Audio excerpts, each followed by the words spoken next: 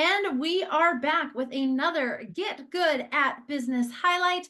I am your host, Taylor Proctor, your business coach here to help you get good at business. And the way that we do that is through the I Move method, which stands for intuition, marketing, operations, velocity, and execution. And today it is my honor to be joined by the incredible Sanna Pedersen. She is Utah's only premier mobile and traveling nail salon concierge that provides manicures, pedicures, parties, and more. She is professional, efficient, and highly recommended by all, bringing the entire salon to you on your terms. So I'm so excited to dive into that with Sanna today because she's going to be pulling back the curtain on how she utilizes the areas of iMove with her business. So Sanna, I'm so excited. You've got such an incredible business model, so Thank unique. you. I'm so glad you're here today. Thank you. Yeah, I'm excited to be here. Thank you.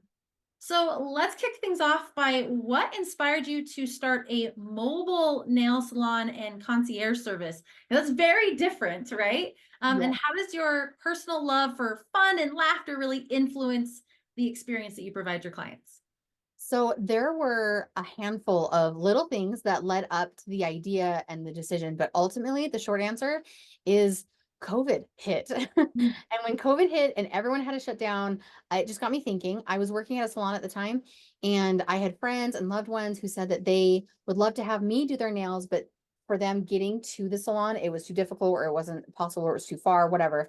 And I just thought, I don't mind driving. So what if I brought the salon to them? Um, yeah. And one thing led to another, and here we are. And then I've always really enjoyed conversation. I've always really enjoyed the interaction with clients.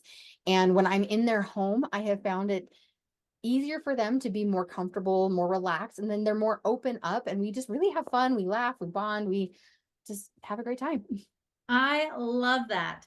So let's get things off by diving into the I move method, starting with our I, which stands for intuition. It sounds like circumstances happened, right? COVID Yeah. happened, the mobile opportunity, but that even alone is this idea of the salon being mobile can be said it's led by intuition. But I would love for you to share that specific instance where intuition played a crucial role in making these decisions or shaping the direction of your business. Um, yeah, it's such a good question. I had a lot of outsider opinions and ideas, and ultimately everyone was just talking about well, before you go to someone's house, first make sure you know what they want so you bring the right color. And I thought, I worked at a salon at the time, before then, I should say, and I saw clients come in with one idea, like a vision of what they wanted, and then they would be inspired by seeing different colors or seeing different nail art or talking with me and seeing oh, I didn't realize that that was an option that I could do XYZ. And I didn't want to squash that. I wanted to make sure that every client, no matter where I was at, still had options. They still had variety. So what I did is, and it was tricky because I couldn't follow someone else's model because no one's had done this way before. So it was kind of tricky, but I created an entire whole new system so I could easily bring the entire salon with me for every appointment, no matter where they're at.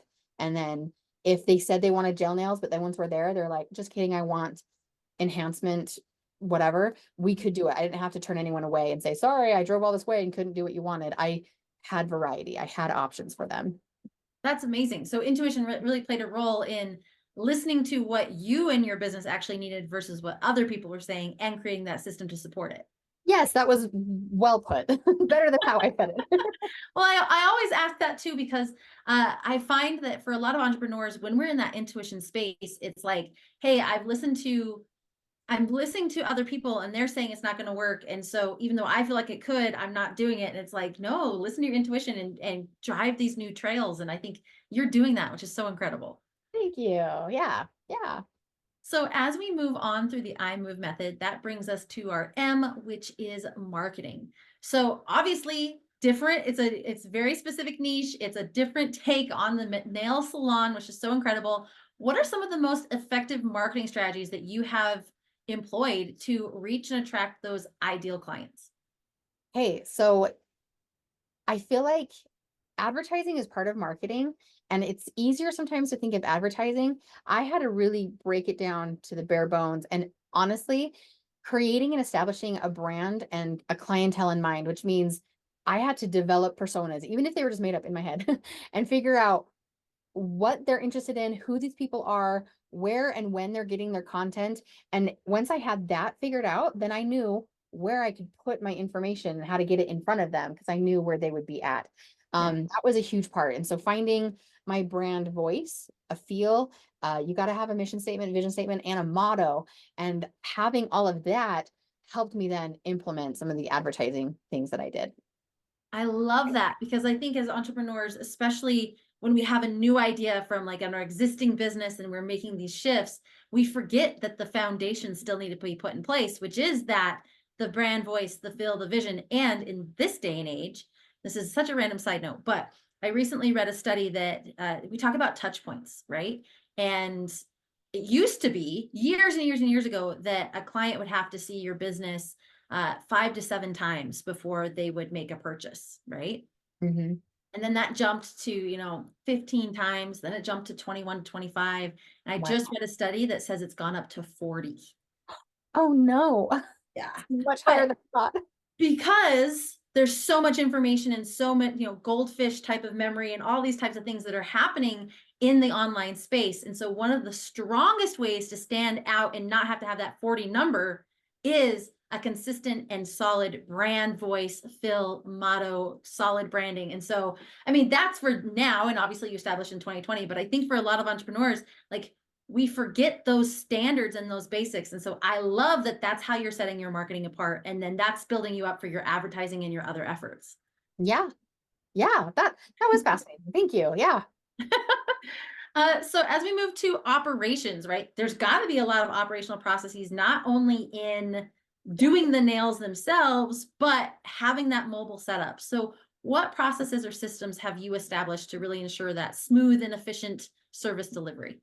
I am really excited to share because I am crazy proud of my mobile setup. Mhm. It is essentially it's a toolbox. It sounds really lame, but it is kind of a fun standing toolbox. It's got wheels and I just wheel it in. And then once we're in their home, it then rolls out like sideways. Anyways, it rolls out. And then where I'm sitting, I can easily grab anything that I need for that Mhm. appointment. I don't have to worry about digging through different bins and boxes and moving things around and having too much stuff. I mean, I do still take up some space, right? But Mhm. yeah, so it's my toolbox. And then I also I I always bring a backpack with me, and that backpack is stocked for my one-time use items. Mhm. Um, Maintaining high standards for sanitation is also really important to me.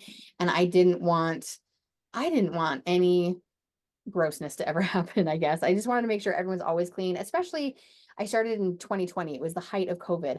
I wanted people to feel comfortable having me in their home, and I was going to other people's homes, and then I was coming home to my own family. Like I wanted to make sure everyone was safe and healthy all the time. So having that backpack helps me keep my one-time use separate from like the day-to-day everything.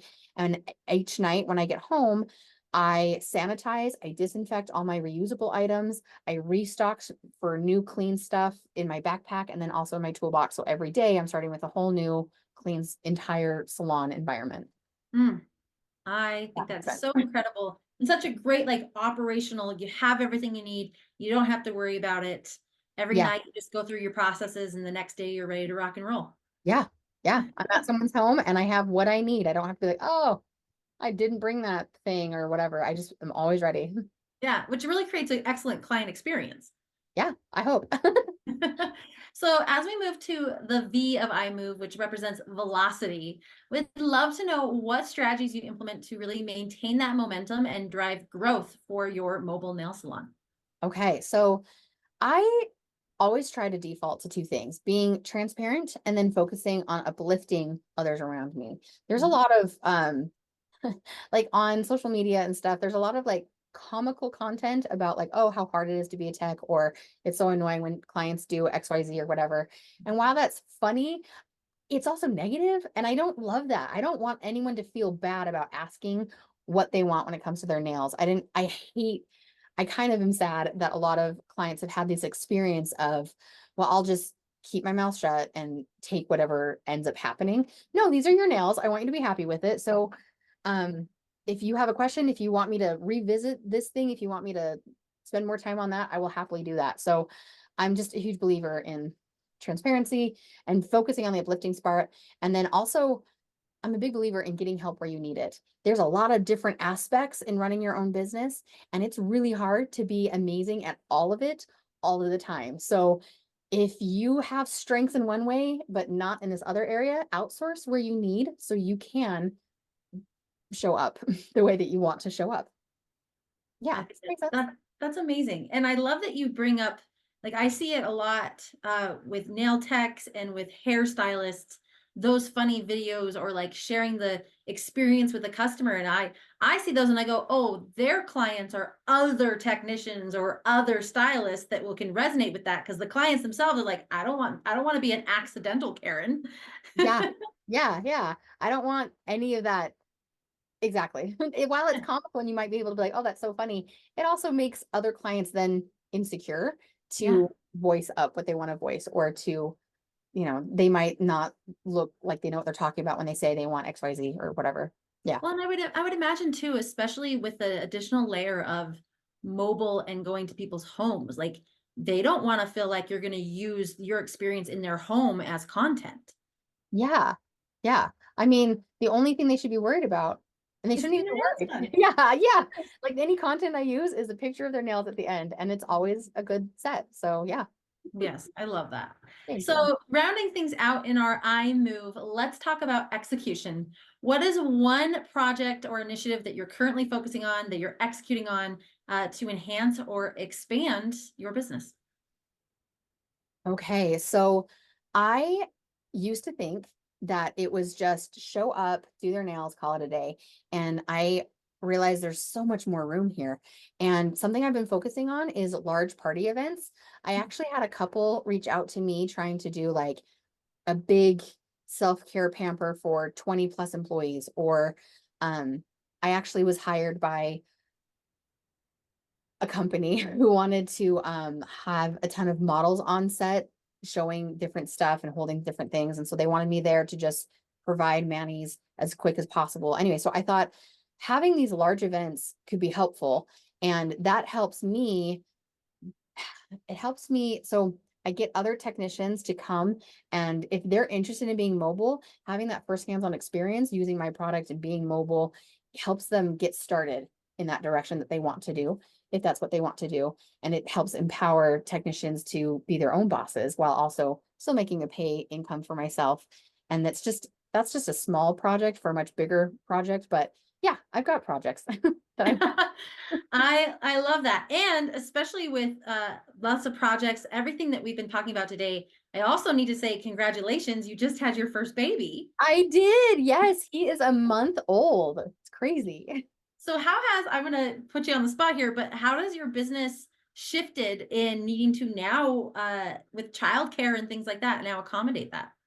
Well, I noticed when I was pregnant that things were going to have to shift anyways. And so luckily, I have another technician who was interested in mobile a while ago, and I helped her get started and gave her some of my tips and tricks.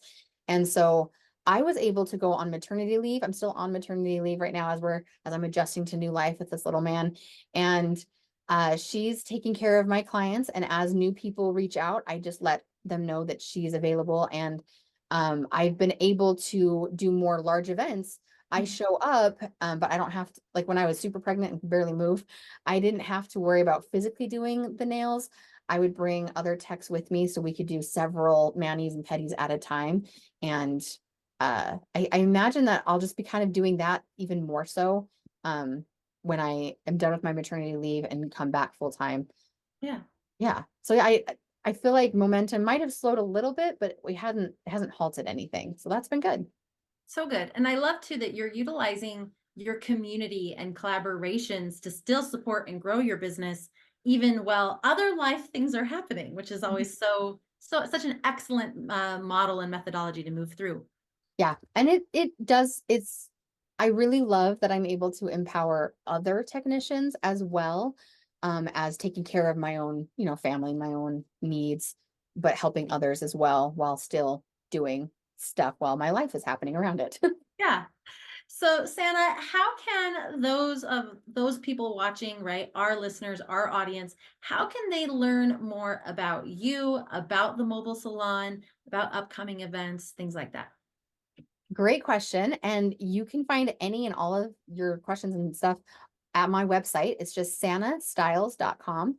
And Sanna is Sanna. There's a lot of information on there if you are a client wanting to get scheduled for nails, but then also if you're a technician interested in how to become mobile yourself. So yeah, and I'm always working on updating that website as well. So I'm always adding more blogs and things. Yes, yes. So, Santa, thank you so much for joining us today, for pulling back the curtain on such an incredible business and an incredible business model, and how you utilize the areas of iMove to continue to grow and be successful in business. I really appreciate you being on the show today. Yeah, thank you. I really enjoyed this. I appreciated it. And for those of you watching, make sure you stay tuned. We will have more Get Good at Business highlights in the future. But in the meantime, remember that you can get good at business.